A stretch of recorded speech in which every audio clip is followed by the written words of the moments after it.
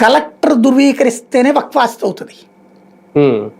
రాసి ఇచ్చారనుకోండి, ఇప్పుడు ఫర్ ఎగ్జాంపుల్ దేవాదాయ శాఖకి రాసిస్తారండి. తిరుమల తిరుపతి దేవస్థానానికి ఎంతమంది రాసిస్తారు, లేకపోతే గుళ్ళకి ఎంతమంది రాసిస్తారు?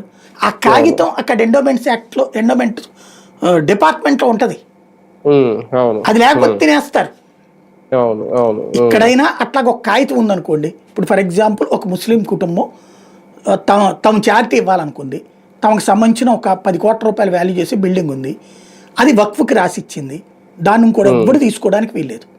ఆ రాసిచ్చిన కాగితం కలెక్టర్ గారి దగ్గర పెడితే వక్ఫ్ చేతిలోకి వస్తుంది. లేదా వాళ్ళ దగ్గర 10 ఎకరాల ల్యాండ్ ఉంది, అది దాని మీద వచ్చే ఆదాయాన్ని వక్ఫ్కి ఇవ్వాలనుకున్నారు, రాసిచ్చారు, ఆ కాగితం తీసుకెళ్లి కలెక్టర్ దగ్గర పెట్టు, వక్ఫ్కే ఇస్తాడు ఆయన. అట్ట కాదని చెప్పి వేరే వాళ్ళకి ఇస్తాడా? కుదరదు కదా.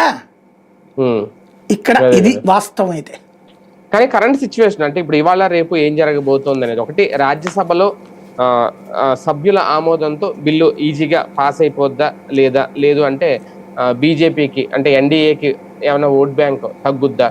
ఇక మన ఆంధ్రప్రదేశ్ విషయానికి వస్తే చంద్రబాబు నాయుడు గారు దీని మీద ఏ స్టాండ్ తీసుకుని, ఎందుకంటే రేపు పొద్దున్న అక్కడ రాజ్యసభలో సభ్యులు కూడా ఇప్పుడు వీళ్ళకి కూడా పెరిగారు కదా, మనం వీళ్ళు రాజీనామా చేసిన ఈ నలుగురు వాళ్ళకే కలిసారు కాబట్టి వాళ్ళు సపోర్ట్ చేస్తారా లేదా అనేది. ఖచ్చితంగా తెలుగుదేశం జేడీయూ ఇద్దరు కూడా విప్ జారీ చేశారు, బిల్లు చర్చలో పాల్గొని మద్దతు చేయమని చెప్పేసి. అయిపోయింది అక్కడ. లోక్సభలో ప్రాబ్లం లేదు, 290